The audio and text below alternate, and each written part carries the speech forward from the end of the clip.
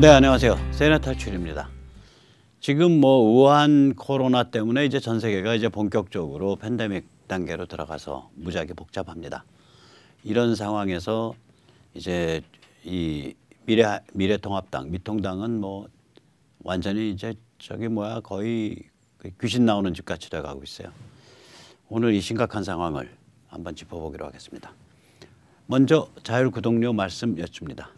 저희 백모세네 탈출 자율구독료 많이 보내주셔서 비교적 순조롭게 제작하고 있습니다. 신한은행 140-012-108-493 주 백모 프로덕션입니다. 많이 도와주시기 바랍니다. 지금 이제 이 우한 코로나 이제 팬데믹인데 사실은 이걸 이제 조중동 같은 데서 한 지면의 한 절반쯤을 내서 이걸 계속 매일 전 세계적 상황을 이렇게 하고 있었어야 돼요. 아마 제가 보기에는 이제 전 세계적인 관점에서 이거를 이렇게 계속 얘기를 여쭤온 거는 저희 뭐 백모 이 세네 탈출이 거의 유일할 겁니다. 오늘 상황을 한번 보시죠. 이 누적 총 확진자 대비 일일 증가율이 한국은 여전히 한 1% 정도입니다. 저게 지금 예를 들어서 8,200명 정도에서 84명이 증가해서 8,320명이 됐는데 그 얘기는 한 1% 선이란 얘기죠. 이거보다 좀 더 낮아져서 하루에 한 30명, 50명 증가폭으로 낮아졌다가 또 좀 더 낮아져서 하루에 한 10명대까지 낮아지길 바랍니다. 이게 낮아져야 비록 이렇게 사회적 거리두기 그래서 사람들 잘 안 먹고 안 나가고 또 학교도 잘 안 보내고 이런 상태가 유지되더라도 최소한 심리적으로 안정성을 찾아서 그 다음을 준비할 수 있습니다. 문재인이 제일 잘못한 게 우리가 이제 대만 같은 조치를 일찌감치 취했더라면 지금 이 모수가 8,320명이 아니라 한 100명 정도에 불과합니다. 한국같이 이렇게 철저히 사람들이 조심하는 나라에서는. 근데 이거를 8,000명까지 확 불려놓고 그리고 나서 지금 이 지경까지 만들었다는 점에서 시간을 많이 상실한 거죠. 시간을 많이 상실했는데 문재인 586이 개판을 치더라도 우리 국민들이 참 그야말로 열심히 하고 또 이 의료진이 열심히 해서 이렇게 이제 이 상황까지 이제 컨트롤이 돼가고 있는 상황으로 보입니다. 앞으로도 더 파이팅 해야 됩니다. 이탈리아는 월요일 하루에 349명이 사망했습니다.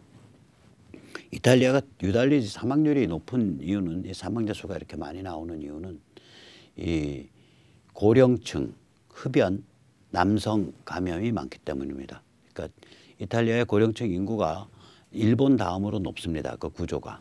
그리고 이탈리아는 남성 감염자가 그렇게 많아요. 그리고 이 고령층 남성들이 또 흡연들을 많이 해요. 이 한국은 여성 감염자, 그러니까 감염자 이 데모그래피로 보면 인구 구조로 보면 20대가 제일 많습니다.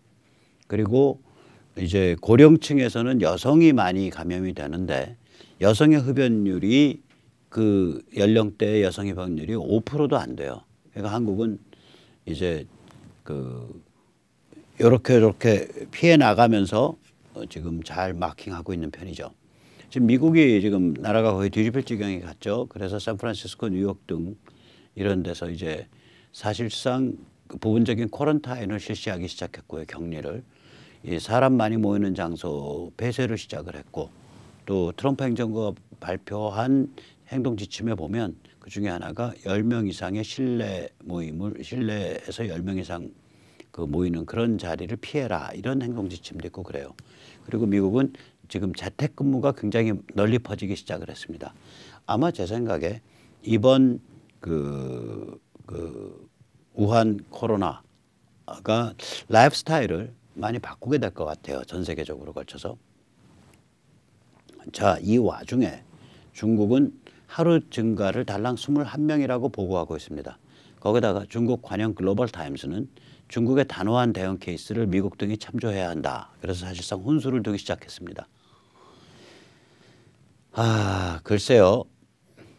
트럼프는 여기에 대해서 트위터에서 이걸 우한 코로나라고도 안 부르고 Chinese 바이러스, 중국산 바이러스라고 부르기 시작을 했습니다. 이게 의미심장합니다. 아마 제 생각엔 미국 쪽에서 잠정적으로 이게 아마 우한 바이러스 연구소에서 누출된 거 아니냐.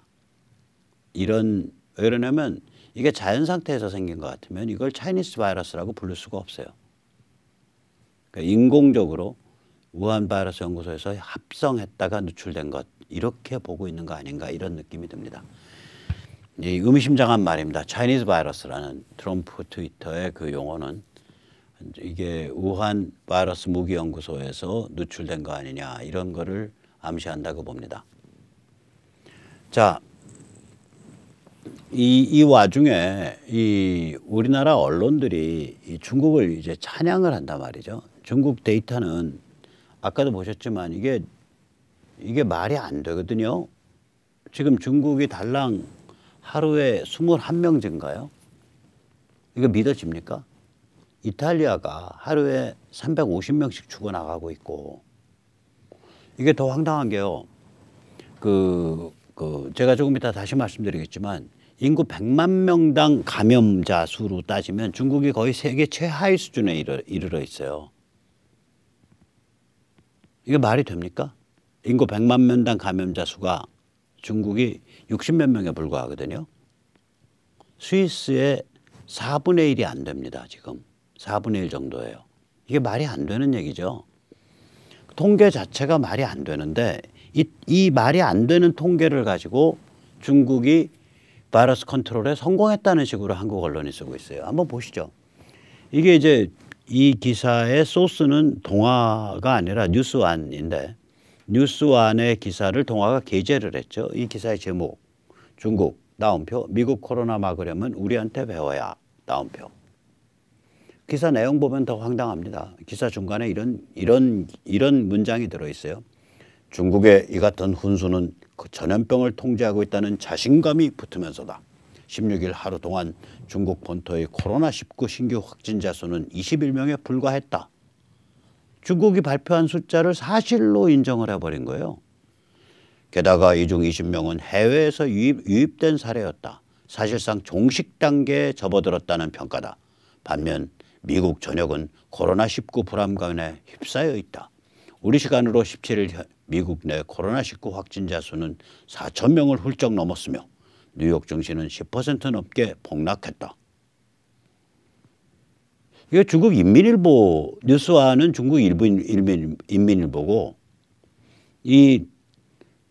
이거를 무위판적으로 키워서 보도한 동아일보는 짝퉁 인민일보가 되는 거죠. 굉장히 우리 그 언론계에 친중이 깊게 침투해 있습니다.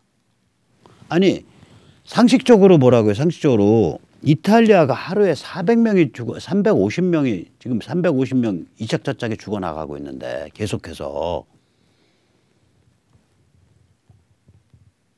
그러고 이 감염 속도를 보세요. 지금 우리가요 그러니까 이제 완치돼서 이제 내보낸 사람 말고 지금 현재 진행 중인 케이스 그게 경증이든 중증이든 그걸로 보면 우리가 이미 굉장히 아래로 처져 있어요. 한 이탈리아, 이란은 물론이러니와 우리가 독일보다 작아요. 우리가 한 1000여 명 이상을 지금 격리 해제를 했거든요. 완치라고 판정을 해서 우리는 완치 판정을 늦게 하잖아요. 그러니까 이 항체 보고도 증상 없어진 거 보고도 혹시 재발할까 봐 1, 2주 더 붙잡아 놓고 있다고요. 이 격리 해제를 한 경우가 우리가 1000 케이스가 넘기 때문에 실제로 우리가 지금 진행 중인 환자 케이스로 보면 7,000명 정도예요. 이 숫자는 저희가 독일보다 작습니다. 스페인보다 약 6,000명인가 7,000명 조금 넘거든요. 저희가 6,000명 좀 넘겠구나. 스페인과 비슷해요. 자, 이런 상황인데 여기다 대고 중국이 제어 단계에 들어갔다라고 기사를 써갈기고 뉴스완의 기자는 친중 기자죠. 이거를 동아가 부풀려서 기사로 띄우고 뭐 하는 지금 짓이냐고. 그렇게 중국 좋으면 중국 가서 살든지 국적 바꾸고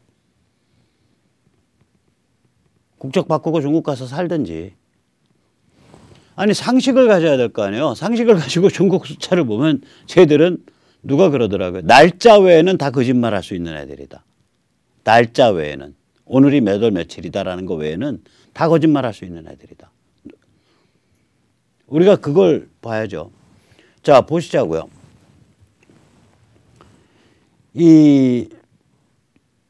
지금 이 100만 명당 감염자로 보면요. 미국이 14.3명으로 이 선진국 중에서는 세계 최저 수준입니다. 지금 앞에 뭐 미국은 4천 명을 훌쩍 넘어서 뭐 공포에 휩싸였다. 그러지만 미국의 100만 명당 감염 숫자를 보면 우리의 10분의 1이 안 돼. 우리가 160몇 명이에요. 미국은 14.3명이에요. 미국 인구 자체가 많잖아요. 그걸 가지고 호들갑을 떨면서 중국은 제어했는데 미국은 지금 하고 있다. 이게 지금 뉴스완의 친중 기자 이거 황당한 사람이라고. 스위스 100만 명이요. 100만 명당 271.9명입니다. 272명입니다. 중국은 56.2명이에요. 이게 맞는 숫자입니까? 스위스 사람들이 100만 명당 272명이 앓고 있는데 중국이 100만 명당 56명 앓고 있다. 이게 상식이 맞냐고요. 이탈리아는 100만 명당 450명 앓고 있습니다. 스페인은 100만 명당 212명 앓고 있고요. 노르웨이는 100만 명당 248명이고요. 독일이 100만 명당 86.8명이고요. 프랑스가 101명이고요. 영국이 22.7명이고요. 캐나다가 11.7명입니다. 이 미국, 영국, 영미계가 전반적으로 지금 낮아요. 미국이 14.3, 영국이 22.7, 캐나다가 11.7. 우리요 160명 넘습니다. 100만 명당. 아니 기본적 상식이 없어요. 뉴스완 기자들은. 그리고 그걸 부풀려서 띄우는 동아일보 기자들은 기본적 상식이 없어요. 그냥 친중빨이면 다 좋아서 막 빨어. 황당한 자들이에요. 이 자들. 자, 한마디로 말해서 지금 무시무시한 경기 후퇴가 오고 있습니다. 참고로 어떻게 되는 거냐. 미국은 제로금리에도 불구하고 월요일, 그러니까 현지 시간이죠. 우리로 치면 이제 오늘 새벽까지 다우존스가 12.9% 하락했습니다.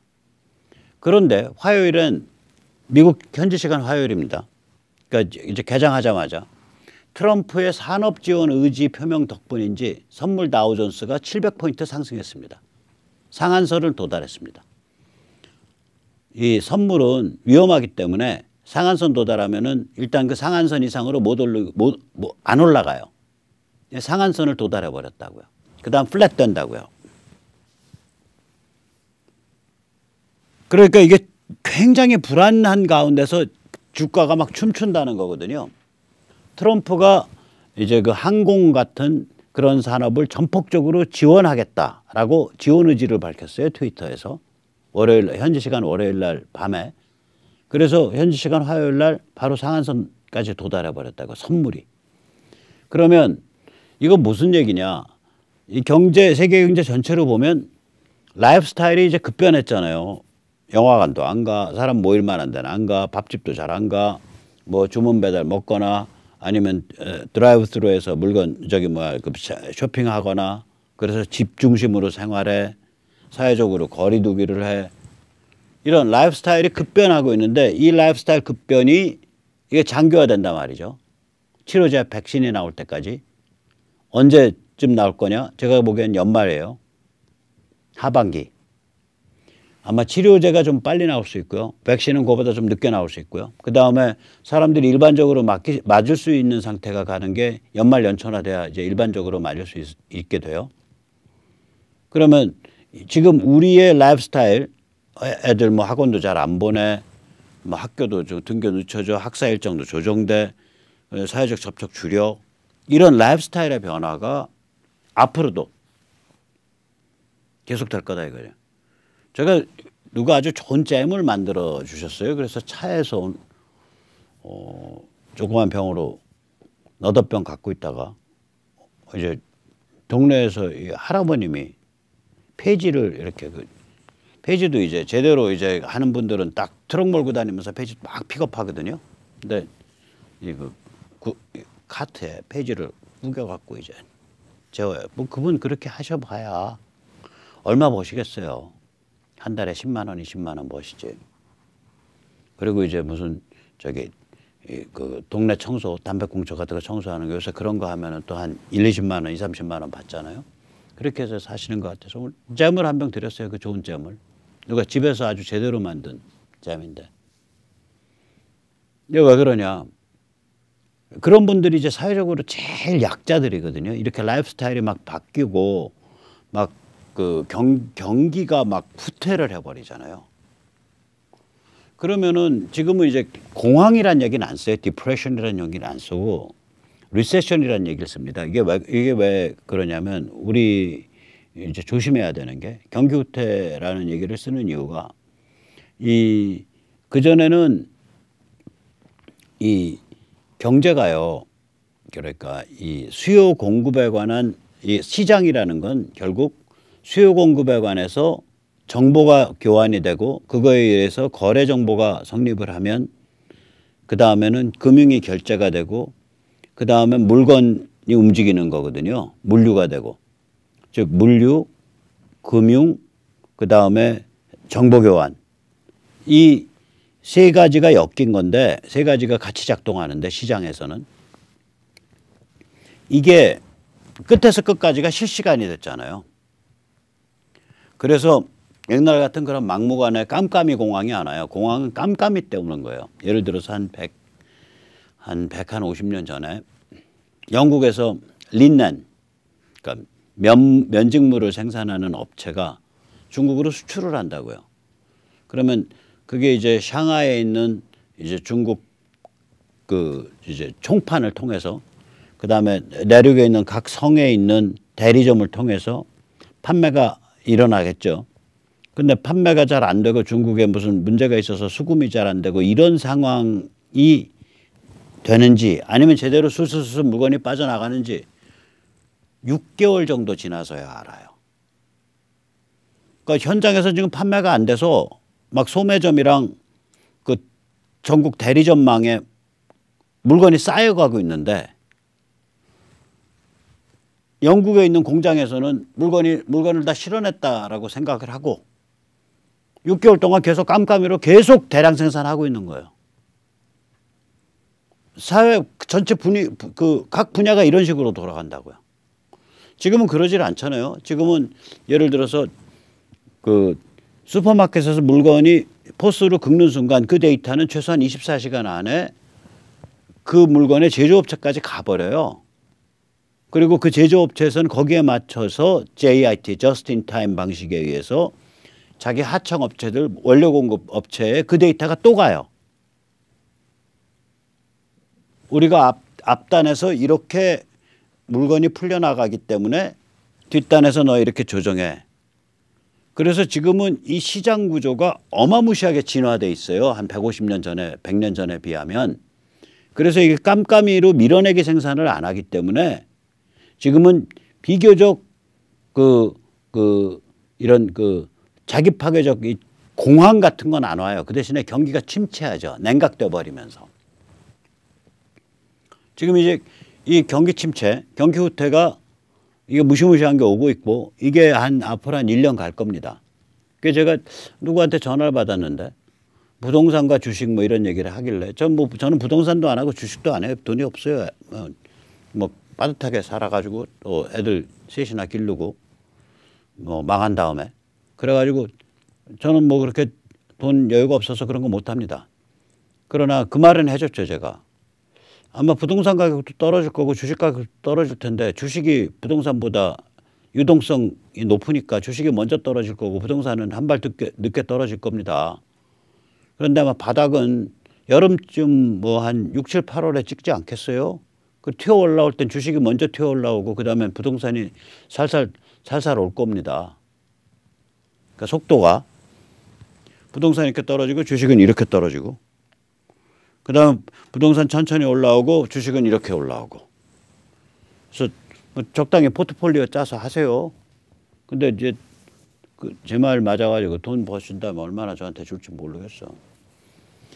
자, 그건 그렇고 이런 이제 경기 후퇴가 오고 있기 때문에 이게 이제 덜 가진 분, 그 다음에 학력이 덜한 분, 그 다음에 이렇게 그러니까 상황에 따른 그 적응력이 덜하신 분, 이런 분들이 굉장히 이제 그 피해를 많이 보죠. 그런 분들이 피해를 많이 보시고요. 자, 같이 힘내서 넘어가시자고요. 한 1년은 같이 고생해야 됩니다. 우울한 얘기죠.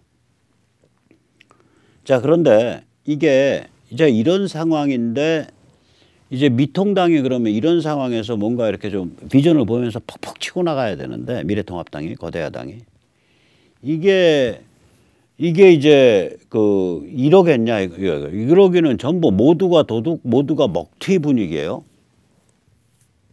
이제 문재인 586 민심 잃었다 이거지. 우리 미통당 저기 뭐 레이블 달고 브랜드로 이제 나가면 이제 당선 가능성 높아졌다. 그래서 거의 다 찍어 먹자는 분위기예요. 일단 황교안부터 먹튀를 했어요. 아니 뭐 청와대 앞에서 뭐 삭발하고 뭐 저기 뭐 이상한 저기 노숙자 모드로 저기 그 밤에 그 뭐 무슨 단식인가 철야인가 하고 뭐 병원 실려가고, 그거 다 뭔 소용이 있냐고. 결국은 태극기 저항 자유시민을 100% 철저하게 짓밟아서 외면했죠. 자기 권력 게임할 때 잠깐 구국면에서 쓰고 그다음에 그냥 헌시짝처럼 버렸죠. 그리고 나서 이제 자기 파트너로 김용호를 끌어들였는데 김용호가 또 먹튀를 해요. 바로 배신 때리고 자기 사람 심기. 그 김용호 지금 나가가지고 좋은 말 안 하고 다니잖아요. 김용호에 대해서는 심지어 야, 저 사람 대통령 야심이 있었던 것 같아. 그래서 아마 황교안한테 들이받았나 봐. 뭐 이런 루머까지 시중에서 돌아요. 또 이 와중에 그 뭐죠? 그 미래한국당 그 한성교 공병호, 여기 또 마이웨이예요. 마이웨이라고요. 공병호가 뭐라 그랬어요? 통합당이 보는 인재상과 우리 미래한국당 비례대표당이 보는 인재상이 달라서 우리가 우리의 관점에 맞춰서 공천했다 이거요. 그래서 공천에 반발할 것 같으면 뭐하러 나를 공천위원장으로 처음 뽑았냐 이러고 그냥 삐대버린다고요. 공병호는. 또 황측은 야, 한성규한테 뒤통수 맞았다. 공천 뒤통수 맞았다. 이러고서 징징거리고 있고. 자, 그러니까 이제 뭐 이게 뭐냐, 우리가 이제 짝퉁보수라고 이름을 지었는데 이제 짝퉁보수의 오나는 조선중앙입니다. 그런데 조선중앙 뒤에 오나가 없는 거예요. 진짜 무서운 오나가. 저들한테는 평양이 상전일 수도 있고 민노총이나 전교조가 상전일 수도 있고 또 평양과 각별한 정서적 유대감을 갖고 있는 586 흑막 세력이 상전일 수도 있어요. 이런 무시무시한 상전이 없는 거예요. 그러니까 자리에만 앉히면 먹튀하겠다는 거예요. 누구를 앉혀놔도. 이게 지금 대한민국의 거대 야당, 이른바 보수진영, 짝퉁 보수진영의 행태입니다. 이게 이거 전부 그러니까 이거 보고 있으면 야, 모두 다 도둑놈일세, 이런 소리가 저절로 입에서 나온다니까. 그래서 야, 박 대통령 고생했겠다. 감옥 가서 고생하는 정도가 아니라 그 양반이 저기 2000년경에 들어왔죠. 저거 할 때 그 정치판에. 그래서 이제 대통령 당선될 때가 2012년이니까 한 10여 년 동안 야, 고생했겠다 정말. 전부 저렇게 그냥 자리만 앉혀놓으면 바로 배신 때리고 먹튀하는 근성들인데 저런 사람들 얼레벌레 엮어가지고 야당 지도자 노릇하려 정말 고생했겠다. 그 생각이 드는 거예요. 이게 무슨 사회 지도층이며 이게 무슨 양식 있는 보수고 이게 중도 보수고 이게 개혁 보수요? 자리만 앉혀놓으면 먹튀하는 게 위서부터 아래까지 황교안부터 공병호까지.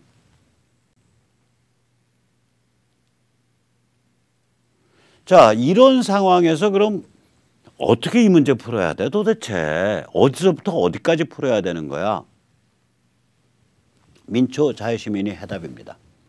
민초 자유시민이 해답인 까닭은 한 서너 가지 이유가 있습니다.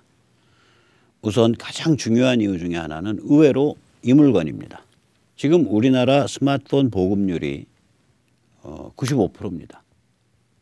갓난애 빼고 또 요양원에서 이렇게 정신없이 누워 계시는 치매 걸리신 분들 빼고 다 갖고 있다는 소리예요. 치매 걸리신 분도 갖고 있을 거예요. 95%라는 건 사실 100%라는 소리거든요. 이게 무슨 얘기냐. 소통이 완전히 개인화돼서 네트워킹 돼 있다는 얘기입니다. 만약에 우리가 이거를 쓰지 않았다면 우리는 조선중앙의 밥입니다. 우리는 문재인 586이 지배하고 있는 지상파의 밥입니다. 근데 이게 있는 덕분에 우리가 개인별로 다 엮여 있다고요. 그래서 이게 우리의 동아줄이고 우리의 소통 채널입니다. 이게 첫 번째 이유. 두 번째 이유. 박 대통령이 감옥에서 고난을 받고 있다는 게 우리를 끊임없이 자극하고 우리를 끊임없이 각성시킵니다. 제가 그냥 말씀드릴게요. 제가 여러 번 말씀드렸지만 저는 박 대통령이 대통령직에 계실 때는 탄핵 전에는 저거 친박도 아니고 반박도 아니고 저거 뭐로 봐야 돼. 저거 중박이야 중박. 저 때문에 박 대통령 진영에서 중박이란 단어를 만들었어요. 왜 그러냐면 이게 분명히 편은 들어주는 것 같긴 한데 결정적인 문제에 딱 부닥쳤을 때 날 세워서 한 번씩 들이받으니까 그리고 무슨 뭐 시중은행 사회이사, 공기업 사회이사, 감사 뭐 이런 거 가면 그래도 연봉이 작게 받는 데는 한 4, 5천 많이 받으면 거의 한 7, 8천 받고 연봉으로 기사 달린 자동차 나오고 월 한 300 쓰는 저기 법인카드 나오는데 그런 거 다 필요 없다 그러고 아예 연을 끊고 살았으니까 그런 거가 얘기되는 채널하고는 그 컨트롤도 안 되고 그리고 저는 개인적으로 그분의 그 뭐라 그럴까 마키아벨리즘이 없잖아요. 그분이 그러니까 이게 지능적으로 유연하게 움직이면서 양쪽 EEJ 여기를 써서 여기를 제어하는 거 그래서 엮어서 제어하고 엮어서 자기 편 만들고 이런 게 굉장히 그 약한 분이거든요. 그야말로 비정치적인 성격이에요. 그런 데 대한 제가 비판의식을 많이 가지고 있었기 때문에 표현은 많이 안 했지만 그렇게 뭐 가깝다고 느낀 적이 없어요. 그분이나 그분의 권력체에 대해서. 특히 그분 자신에 대해서는 제가 100번 뭐 1000번 참 기구한 인생 속에서 굉장히 실존적인 고통이 많은 인생을 살고 저렇게 인생 살기가 참 힘든데 그나마 굉장히 잘 자신을 컨트롤하고 사는 분이다. 배울 점이 있다라고 인정을 하지만 친박이라 그러면 전 치를 떨었습니다. 저것들은 박근혜 사진 메고 다니면서 사진팔이 장사하는 것들 저 웃기는 것들일세 하고 전 친박이라 그러면 치를 떨었었어요. 친박들 이렇게 접촉을 해보면요. 박 대통령이나 이분이 무슨 생각하고 있나 거기에만 초점이 맞춰져 있지 바깥 세상을 안 봐요. 친박들은. 제 100% 그걸 느꼈어요. 오죽하면 제가 MB정부 때는 뭐 거기에 권력 핵심과 가깝지는 않았지만 여기저기 사무실 운영하다가 월 한 200 비어. 그럼 누구한테 전화를 해요. 거기 이제 실세들이 저랑 이제 이 학교 동기거나 1년 선배거나 뭐 심지어는 저한테 학창시절에 세미나를 배웠거나 이런 사람들이 실세로 서너 명 포진해 있었어요. 그럼 전화해서 야, 나 시민운동 하는데 이번 달에 월세 낼 돈이 없다 하고 울어요. 그러면은 내 친구 하나 소개해 줄게. 그러면 이제 어디서 밥 산다 그러면 고깃집에 나가보면 어디 잘 나가는 변호사 한 명 나와 있어. 그럼 이제 거기서 고기 얻어 먹고 이제 헤어질 때 보면 봉투 하나 줘요. 그러면 그게 한 2, 300 들어있어요. 그러니까 그 사람이 자기 친구한테 야 저게 시민운동 한다고 철딱선이 없는 놈 저 다 늙어서 돌아다니는데 저 자식 저기 사무실 월세 떨어졌단다. 요번에 한 200 도와줘라. 뭐 이렇게 해서 이제 말이 그렇게 돌아서 그렇게 받는 거예요. 박 대통령 대통령 후보로 이제 결정되고 나서 제가 제일 먼저 한 일이 뭐냐. 저는 후보 때 엄청나게 뛰어서요. 친박 진영에서의 그 평가가 뭐였냐. 제야에서 박 대통령 당선에 1등 공식은 조갑재 선생하고 박성현이다 이렇게 평가를 했었어요. 제야 문필가 중에선. 그렇게 했지만 실제로 후보 딱 되고 나서 제일 먼저 한 짓이 뭐냐면 그 꼴랑이 있었던 조그만 사무실 하나 뺀 거예요. 빼갖고 보증금 찾아서 그것도 이제 월세가 한 두어 달 밀려 있어서 보증금도 한 3분의 2밖에 안 나왔죠. 그 찾아서 빚잔치 하고 딱 떨어버렸다고요. 왜냐? 제가 친박 사람들 이렇게 눈치를 보니까 저 사람들은 박 대통령이 박근혜라는 인물이 무슨 생각하고 있는 거냐만 하루 종일 지켜보고 있지 바깥 세상은 안 봐. 관심이 없어. 그래서 제가 그때 이제 그런 신변 정리를 그때 했어요. 2012년 그러니까 여름에, 초여름에. 내가 저 사람들 믿고서 일 벌려고 잘못 나가다가는 돈이 없으면 그리고 그것도 임의롭게 저의 독립성을 훼손하지 않고 임의롭게 구할 수 있는 그런 그래도 한 달에 정 몰렸을 때 한 200~300이라도 구해올 수 있는 그 루트마저 없으면은 제가 정말 이거 패가망신하겠다. 이상한 짓 아니에요. 저 같은 경우는 무슨 앞으로 공직을 나가겠다고 투자를 한다든지 혹은 국회의원을 나가 투자한다든지 그런 개념도 아니고 그냥 시민운동하겠다는 놈인데 그거 돈 안 되는 건데 그거 하면서 계속 빚져가면서 할 수는 없는 거 아니에요. 제가 제 개인의 시간을 바쳐서 제가 어디 버젓한 직장에 나가서 영어 좀 이 나이에 쌀라거릴 줄 알고 그다음에 여기저기 일한 경험이 있어서 저 이제 정말로 충성 바쳐서 회사를 위해서 일하겠습니다. 심기일전에서 나가면 돈 좀 꽤 받거든요. 제가 그거 포기하는 것까지는 하겠는데 어디서 생돈을 빚을 져가지고 이 운동한다. 이거 말이 안 되잖아요. 좀 앞뒤가 안 맞잖아요. 그래서 이거 빚지는 건 하기 싫고 난 문필만 집중하겠다. 그래가지고 제가 2012년에 신변을 정리를 했었어요. 제가 이 말씀 왜 드리냐. 아까 처음 말씀드렸죠. 우리 민초 자유시민이 해답일 수 있는 자유시민이 이길 수 있는 이유. 첫 번째 이유가 뭐냐. 우리가 이거예요. 소통. 우리가 소통 미디어를 갖고 있어요. 두 번째 박근혜라 불리는 인물이 저 고난과 순환을 당해서 저렇게 그 어려운 처지에 영어의 몸이 되어 있다는 사실 자체가 우리를 계속 자극하고 각성시킨다고요. 세 번째가 트럼프 행정부가 들어서면서 미중 전쟁을 전개하고 있고 그것이 국제 질서 전체를 바꾸고 그 한 핵심 부위로서 한반도 분단 구조를 흔들고 있다고요. 그래서 한반도 분단 구조가 결국 붕괴한단 말이죠. 이 세 개가 있기 때문에 우리는 이거 이기는 게임입니다. 이게 이 세 기반을 가지고 우리가 뭘 할 거냐만 결정하면 돼요. 무엇을 할 것이냐. 우선 상대방은 제가 이거 어저께도 말씀드렸는데 이거 다시 한번 외두세요. 문팔육 반미종중 연방제. 종중. 그러니까 중국을 이렇게 종주국으로 떠받드는 거죠. 반미종중 연방제. 문팔육은. 짝퉁보수. 여기는 이제 조선중앙이 온하고 김무성 이런 사람들이 유승민 이런 사람들이 실제로 작전사령부이고 황교안 이런 사람들이 이제 얼굴 마담인데 이 얼굴 마담 내세워 놓으면 다 먹고 튀는 방식이 되는 거죠. 이 짝퉁 보수는 친중 박쥐 영군 분단입니다. 경제는 중국, 안보는 미국. 이 친중 박쥐 게임이죠. 정치는 야 니들이 우리 아니면 누구 찍어. 영구 분단인데 북한이랑 대립하고 있는데 집토끼 게임이죠. 그러니까 국제 정세에 관해서는 박쥐 게임을 하고 국내 정치에 관해서는 집토끼 게임을 하는 박쥐 집토끼예요 이게. 그래서 여기는 친중 박쥐 영구분단 게임을 하는데요. 이게 두 개가 이게 거대 수구 기득권 집단이고 이 둘이 공생구조를 딱 갖추고 있는 거죠.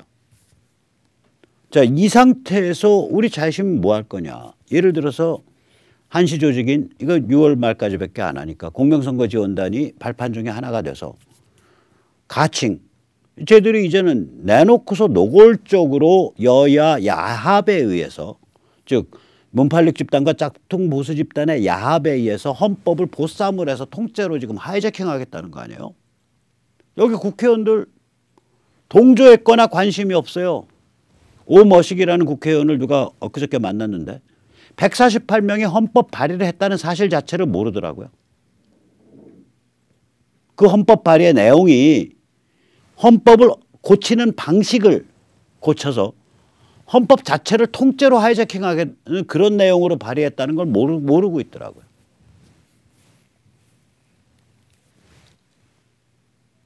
더 웃기는 건 뭐냐. 김무성이랑 같이 22명이 미통당에서 그거 같이 발의했잖아요. 22명 중에 한 명한테 전화를 걸었더니 아 그거 뭐 내각제 개헌인 줄 알고 뭐 대충 사인한 거예요. 아니 헌법 발의를 내용이 뭔지도 모르고 대충 친소관계에서 사인해 줬다는 거예요. 그런지 모르고 했어요. 이게 말이 되는 소리예요? 그러면 이런 일이 벌어졌는데도 조선중앙동아는 아주 사악한 침묵으로 무장을 하고 딱 꼬라보고 있는 거 아니에요. 해라 이거지. 왜냐? 중국이 침몰하고 분단구조가 흔들리니까 문팔육만 망하는 게 아니에요. 반미종중 연방제 한 애들만 망하는 게 아니에요. 이런 일 진짜 더 진행되면.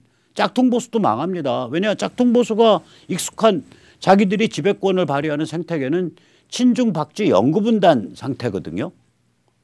그 생태계라 친중박쥐 영구분단 생태계에서 자기들은 지배권을 행사해 왔는데 중국이 침몰해버리면 친중박쥐가 깨지는 거고 분단구조가 깨지면 영구분단이 깨지는 건데 그러니까 자기들 밥그릇 날아간다고 생각을 하니까 지금 둘 다 밥그릇 날아가게 생겼거든요. 문팔육도 그렇고 짝퉁보수도 그렇고. 그러니까 둘이 야합해갖고 아이 그럴 바에야 밥그릇 자체를 하이제킹하자. 오케이 밥그릇 하이제킹하려면 뭐 해야 돼? 헌법을 하이제킹하면 돼. 헌법 그거 뭐 골아프게 이구절 저구절 그건 천천히 생각하고 헌법 발의 방식부터 우리가 하이제킹 해버려. 이 짓을 한 거야 이 짓을. 그러니까 우리가 당연히 헌법 수호 100만 자유시민단 약칭 자유시민단을 만들어야 된다. 이게 지금 광범위한 지금 그 공감대를 형성하고 있습니다. 그래서 유튜버 중에는 백모는 물론 이러냐 정규재 유필 정규재 대표도 그렇고 황장수 대표도 그래요. 황장수 대표 저랑 트럼프 보는 관점도 다르고 정치 상황 보는 관점 달랐어요. 그러나 이 문제에선 같이 하시겠다는 얘기를 제가 간접적으로 들었어. 또 정규재 대표 당연히 저랑 관점 다르지만 트럼프 보는 관점 달랐었고 많이 요새는 트럼프 보는 관점도 비슷해지는 측면이 있다고 보는데 이 문제에선 같이 하겠다. 또 뭐 거기다가 더 재밌는 건 뭐냐. 스스로 나 문빠였었어. 근데 정신 차렸어 라는 분 있잖아요. 목숨 내놓고 그 경제적 진실 그 굉장히 위험한 진실이거든요. 왜냐하면 이거는 뭐 몇천억 몇 조가 왔다 갔다 하니까 진짜 마음에 안 들면은 진짜 이게 사시미 부대가 갈 수 있는 자살로 위장한 타살당할 수 있는 그런 진실을 얘기하는 분 있죠. 유재일 씨. 그분도 같이 하시겠대. 그럼 일단 4명이 모인 거예요. 여기 이제 더 얘기 퍼져나가면은 이제 여기를 저희가 이제 미디어 본부라고 얘기를 할 텐데 이 자유시민단의 미디어 본부. 자유시민단 미디어 본부 많이 연락 주세요. 많이 연락 주세요. 예를 들어 미통당 황교안에 대해서 뭐 입장이 좀 다르더라도 고성국 대표도 연락 주시면 같이 하시자고. 누구는 못 하겠냐고. 자, 그런데 이 자유시민단의 미디어 본부는 그렇지만 여기를 직접적으로 추진하려고 하는 지금 그 조직체, 저희는 이걸 이제 창립 발기 조직이라 그러는데 창립 발기 조직은 그냥 일반적인 단체가 아니라 전국적 네트워크를 추진하고 있거나 실제로는 전국적 네트워크에 준하는 영향력을 가진 데들이에요. 그래서 저희 공명선거지원단 이건 한시 조직이고 이 모태가 자유본이거든요. 거기 그다음에 정교모 전국 6,000명 교수 조직 그다음에 미래 대한행동 여기가 지금 이제 발생기긴 하지만 굉장히 중요한 데입니다. 여기가 일단 그 이야기를 하면 알만한 법무법인인데 꼽히는 법무법인이며 친노 사단이었던 법무법인에서 그 파트너까지 하신 아주 뛰어난 변호사예요. 근데 저쪽 성향하고는 좀 달라요. 민변에 소속되지 않고 이대순 변호사 언제 한번 백모 TV에 모실게요.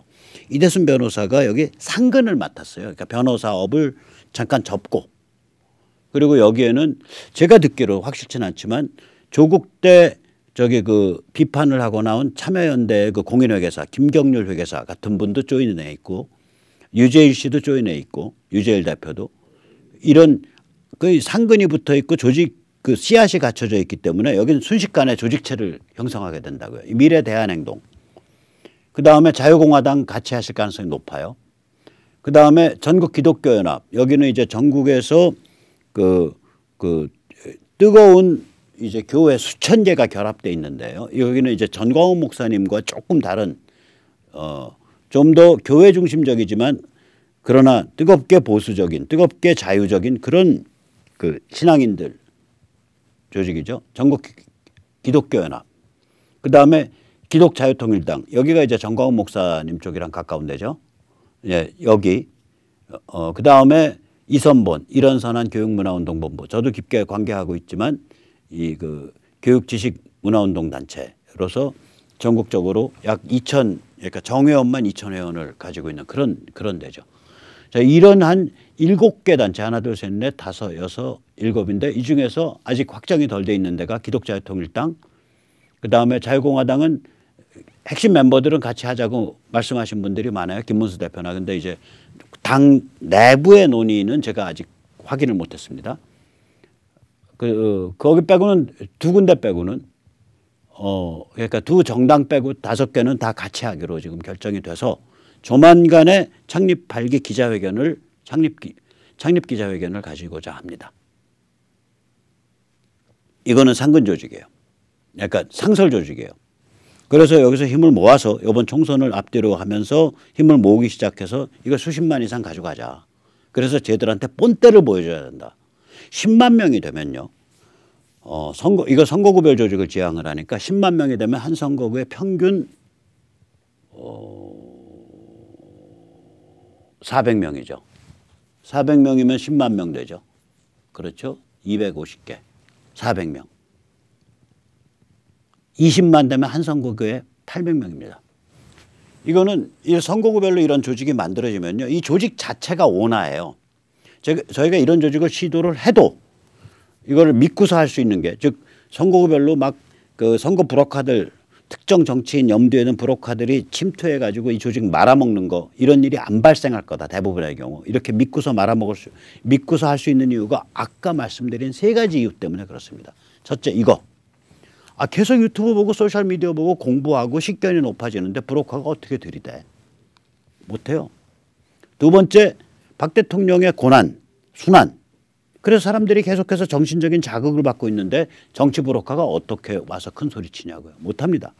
세 번째, 트럼프가 이끄는 자유보수 혁명에 의해서 중국 침몰이 가속화되고 있고 그에 따라서 분단 구조가 흔들거리고 있는데 지금 이 큰 판을 얘기하고 있는데 정치 브로커가 어떻게 들이대요. 정치 브로커가 왔다가도 그 사람도 감화되지. 정치 브로커가 마음속 끝까지 타락한 놈이 어디 있어요. 사람은 다 마음속 안에 뭔가 씨앗이 있다고요. 연쇄살인범도 씨앗이 있어요. 내일 모레 사형집행 당할 놈도 씨앗이 있다고요. 오히려 사형집행 당할 사람은 그 씨앗을 더 느낄지 모르죠. 내일 모레 강제적으로 자기의 생명이 끝나는 그런 상황에 있으니까. 그래서 그야말로 대도무문을 만들 수 있는 거죠. 오나는 로컬에서 동네에서 모인 그 수백 명 수천 명 사람들이에요. 왜냐하면 한번 그렇게 모여버리면요. 그게 백모 말을 듣겠어요. 정규재 주필 말을 듣겠어요. 무슨 황장수 대표 말을 듣겠어요. 무슨 아무 말 안 들어요. 그냥 자기들의 양식에 따라서 판단해서 그 로컬에서의 의사를 결정해요. 다 참조사항이 돼요. 무슨 의견이세요? 혹시 우리한테 하실 말씀 있어요? 저 요새 그런 전화 많이 받아요. 로컬 저희 조직 공명선거지원단 자유본에서. 그럼 저는 이렇게 생각합니다. 예를 들어서 최근에 받은 건 구로울인가 김용태 쪽. 여기 김용태 낙선운동 낙선시키는 거 그거 맞나요? 여기 그러면 민주당이 먹을 텐데. 저는 김용태는 홍석현의 그 아바타라고 생각하기 때문에 거기는 민주당의 한석 주더라도 낙선 각오하고 자유공화당의 그 오 변호사 밀어야 됩니다. 저 그렇게 말했어요. 그렇게 그 타겟이 되어 있는 데가 제가 한 17군데 있거든요. 거기 말고는 저는 뭐 대부분의 성향이 그래도 미래통합당 어떻게 밀어보자 뭐 이런 성향이니까 전 거기에 대해서 왈가왈부 안 해요. 그러나 그 타겟이 되어 있는 데들은 왈가왈부를 합니다. 그래서 요번 선거 때 이제 무슨 일이 벌어질 거냐. 자유공화당과 기독자유통일당이 비례를 중심으로 약간의 발판을 마련할 가능성이 있죠. 몇 석이라도. 이거 굉장히 중요합니다. 그다음에 자유공화당의 대항마가 희생을 통해서 이거 참 10%에서 15% 사이는 법정 선거비에 2분의 1 보전받고 15% 이상 돼야 법정 선거비 100% 보전받는데 그러면 참 이게 몇 천만 원 깨질 가능성이 있는 데죠. 1억도 깨지고 돈만 있었으면 보통 한 1억 5천쯤 쓰는데 쓴 돈은 그런데 아껴서 써서 5천만 원 썼다 그래도 5천만 원 깨질 가능성이 커요. 이 대항마 희생이라고요. 이 희생을 통해 정치적 생명을 끊어줘야 할 사람들을 제거할 수 있습니다. 대표적으로 황교안 정치 생명 끊어드려야지. 나경원 정치 생명 끊어드려야 인생을 수습하실 겁니다. 김용태 정치 생명을 끊어드려야 그분께 좋은 일이 벌어질 겁니다. 하태경 씨 마찬가지죠. 오늘 공천 확정됐더라고요. 그 해운대 을인가에서 여기도 정치 생명 끊어드려야죠. 정태근 씨 정치 생명 끊어드려야죠. 장제원 씨 정치 생명을 끊어드려야 됩니다. 이렇게 해서 꼽아 나가면은 여기 한 10명쯤 돼요. 좀 더 많을 수도 있고. 이번에 이 군기를 잡아야 됩니다. 군기 안 잡으면 조선중앙이 오나이고 김무성류 따위가 작전사령부이며 황교안 따위가 얼굴 마담을 하는 짝퉁 보수가 국민을 우롱하는 일이 계속 벌어집니다. 자, 이런 활동이 이제 우리가 앞으로 한 이제 6, 7개월 계속해서 이제 열심히 해야 되는데 이게 다 이제 우한 코로나 바이러스 환경에서 일어나는 거예요. 그 얘기는 무슨 얘기냐? 이제 대형 집회하기 힘들고 그 다음에 사람들이 그 서명판 하나 놓더라도 남이 쓰던 볼펜 잡고 서명하는 거 이것도 참 부담스러워하고 이럴 때라고요. 이게 상황 자체가. 그래서 이런 때 우리가 어떻게 해야 되냐. 저는 그래서 여기서 우리가 개인용 장비를 갖춰서 로컬에서 뛰어야 된다라고 말씀을 드리는 거예요. 그래서 제가 이제 샌드위치 패널이죠. 어저께도 잠깐 말씀드렸으니까 그냥 가볍게 갈게요. 자, 이렇게 하면은 몸 앞뒤죠. 앞뒤로 구멍숭숭 사전투표.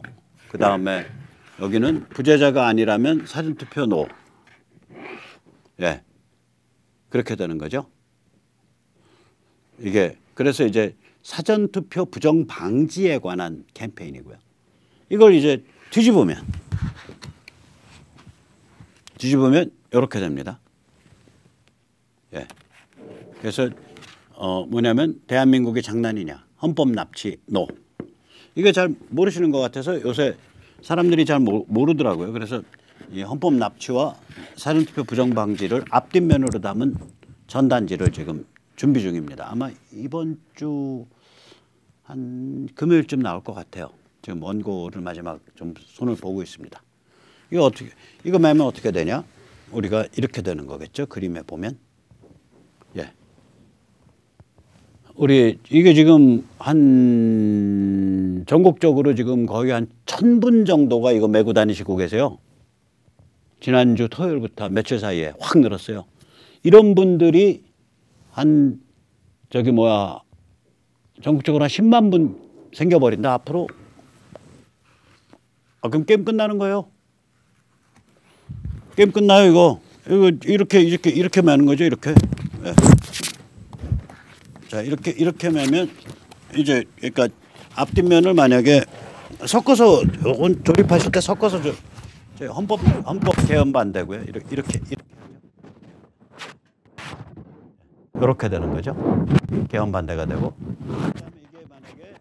이게 그거 하다. 그러면 이제 이렇게 뒤집죠. 그러면 이제 사전투표가 되는 거죠. 이렇게 되죠. 그리고 여기 옆구리도 구멍이 있어요. 옆구리도 있어서 옆구리도 있기 때문에 이제 바람 불 때 옆구리에 딱 이제 하시면 그 정도 됩니다. 그렇게 해서 어떤 분은 너무 기뻐서 막 전철을 타고 뭐 하루에 3시간 4시간을 다니시면서 내가 몇 명한테 이거가 보여졌나를 카운팅 하시면서 다녔대. 그랬더니 3,200명 정도한테 보여줬다 그러더라고요. 전철 아예 타고 다니시더라고요. 그분은 전철역에 계시는 게 아니라 전철 3호선 예를 들어서 홍제에서 양재까지 한 홍제에서 양재만 40분 될 텐데 왕복 1시간 반쯤 되죠. 그걸 하루에 3번을 하셨더라고. 근데 1호차부터 10호차까지 걸어가시는 거예요. 왔다 갔다. 자, 이런 일을 좀 더 이제 확실하게 하시려면 저희 공명선거지원단에 가입해 주시기 바랍니다. 온라인 가입은 2020korea.com이고 문자 신청은 010-3330-1142입니다. 아무튼 간에 핵심은 뭐냐? 우리가 선거구에서, 지역에서, 우리 동네에서 소규모로, 지능적으로 모여서 네트워킹 돼야 됩니다. 그래서 선거구별로 공명선거지원단 그건 한시고요. 장기적으로는 이번에 이제 발족되는 100만 자유시민단 헌법수호 100만 자유시민단 가칭입니다. 이제 참여단체들이 다 이제 단체 명칭에 대해서 이제 그 일치해야 됩니다. 그래서 그런 조직을 우리가 만드는 데 성공을 하고 이 조직을 만드는 데 성공한다는 얘기는 규모가 문제가 아니고요. 실제로는 핵심은 뭐냐? 선거구별로 정말 열정에 의해서 움직이는 그 씨앗. 그게 이제 작으면 서너 명, 좀 중간 규모는 한 5명, 10명, 좀 더 많으면 30명. 그 씨앗이 만들어지면요. 시간 가면 그냥 만들어져요. 씨앗 기준으로 해서요. 전국 200여 개 선거구 한 4,000명, 5,000명 씨앗 만들어지면 끝나는 게임입니다. 100만이 문제가 아니라 씨앗 5,000명이 문제예요. 그래서 같이 힘을 합쳐서 한번 해보시죠. 네, 감사합니다.